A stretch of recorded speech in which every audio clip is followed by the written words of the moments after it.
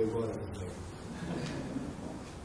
Evidentemente que eu estou muito longe de ser a pessoa ideal para o que é que seja, nomeadamente para interpretar um posto sobre as questões do justiça, o que significa que, quando nós dizemos o Dr. Rimato fazer esta interpretação, que é mais desafiante, propriamente executar um julgamento objetivo e justo, depois de óbvio dizer isso, eu fico com a sensação de que esta intervenção, diria o Sr. Secretário de Estado, é mais um ponto de vista.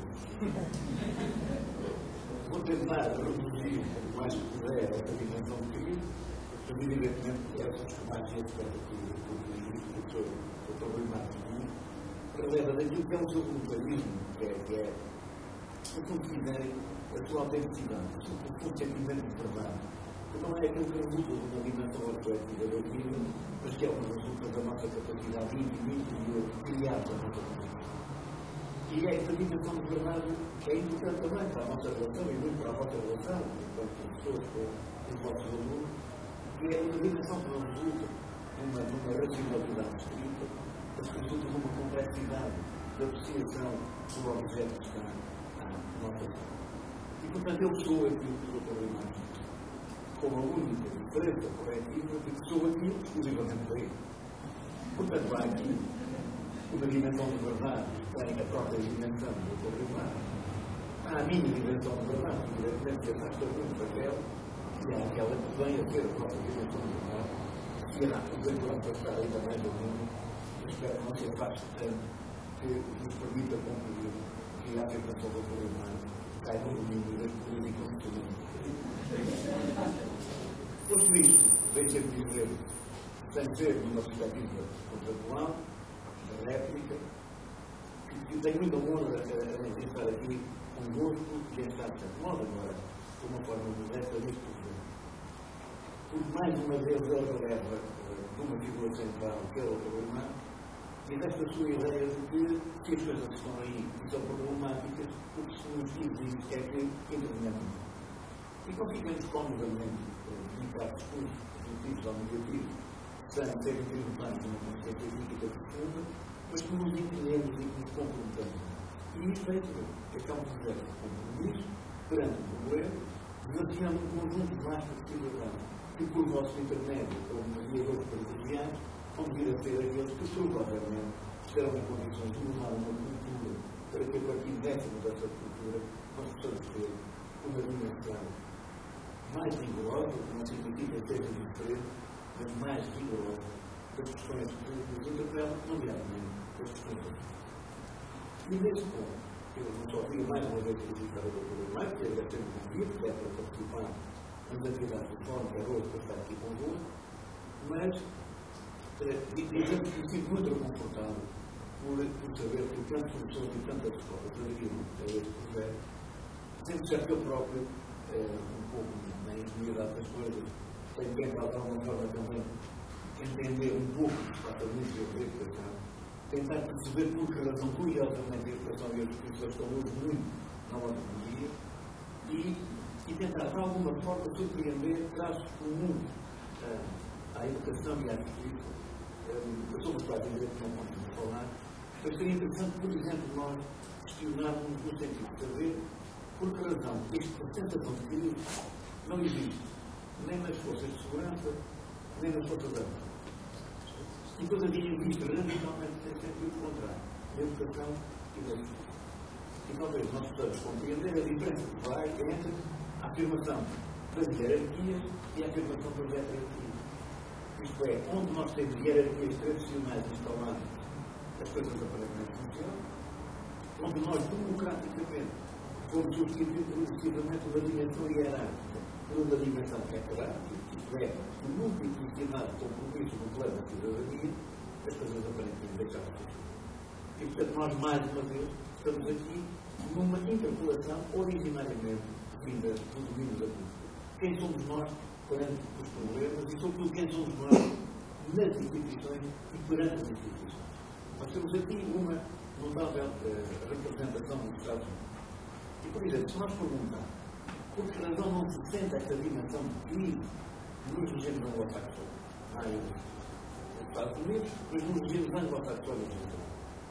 E convenhamos, vai-me perdoar que eu diga, que não são poucas as potencialidades de crise no modo como os respectivos sistemas estão organizados.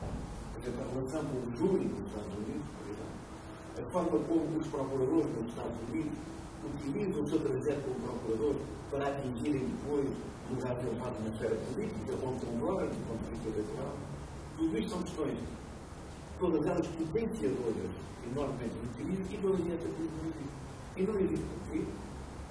Uma razão simples. É que nos países anglo-saxónicos, da tradição democrática que existe, há uma profunda individualização cultural por todo o povo das suas instituições. O júri nos Estados Unidos é uma instituição culturalmente integrada no povo. Funciona ele bem ou funciona mal. Ele é a nossa instituição. É o nosso júri.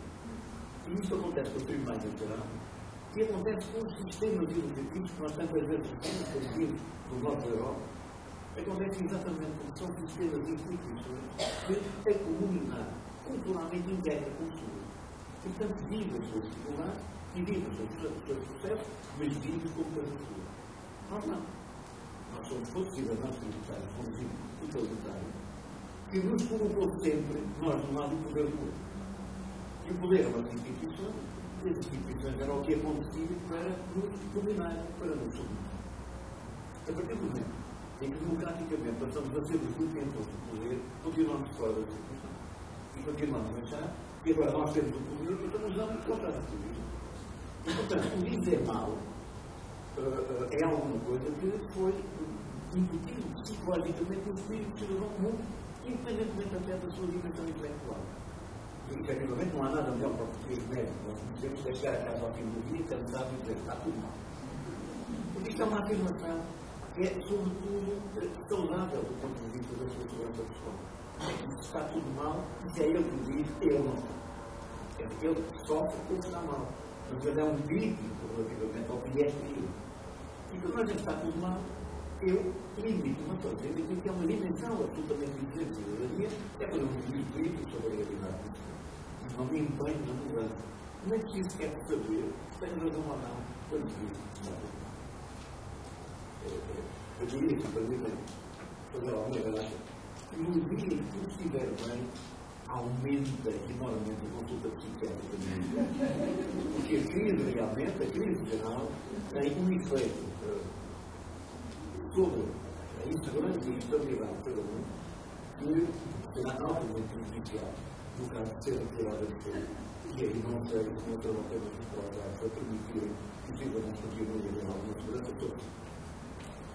Um pouco deste contexto que eu diria de interessar para nos convidar justamente a este trabalho enorme que está na nossa economia, que é o objetivo que quiser usar a expressão da Alain Cohen, mudar uma cultura, criar uma cultura nova. E essa criação de uma cultura nova, que não é dirigida exclusivamente às pessoas, isso é essencial para servir de plano de fundo, depois às respostas que cada um seja capaz de dar em cada um dos setores, nomeadamente no setor da saúde. Mas uma cultura que eu faria, eu poderia esforço para não tratar a janela, porque senão daqui a pouco temos um imenso aprendizado e não chegarei a falar das pessoas, mas desde já eu peço, sinceramente, aproveito, se calhar é um bocado demagógico, assim, não deixem de tomar posição como professor nesta tensão que acontece hoje no interior da escola, quanto a saber que a escola é um instrumento para o desenvolvimento económico e, portanto, é um espaço onde se forma para a sociedade a informação, o conhecimento e as novas competências. E, por outro lado, a outra dimensão que diz que a escola é, sobretudo, um instrumento de formação prática da comunidade.